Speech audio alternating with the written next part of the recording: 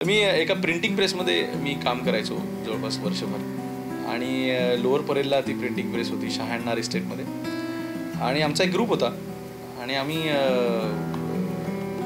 Lower परेलवरनं train पकडायचो आणि त्यावेळेला एक फार सुंदर मुलगी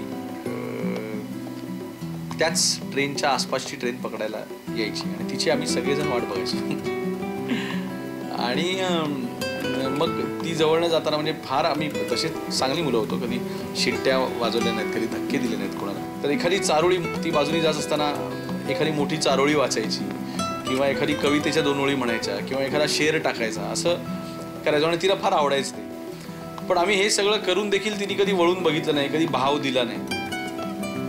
आणि एक मित्र होता, तर त्याचं नाव नाही सांगत आता, पण त्यांनी ती कमेंट एकदा मारली आणि ती म्हणजे ए पोरी जरा हळूहळू चाल.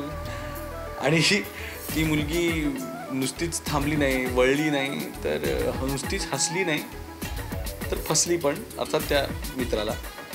आणि मग त्यांचं लग्न झालं, आता त्यांना मुलं आहेत आणि ती मला अवधूत मामा म्हणतात. पण त्यावेळेला माझ्या मनात ती कमेंट बसली होती की अरे यार ही कमेंट एवढी महत्त्वाची की ए पोरी जरा हळूहळू चालतो, इस पे कभी गाना बनाएंगे.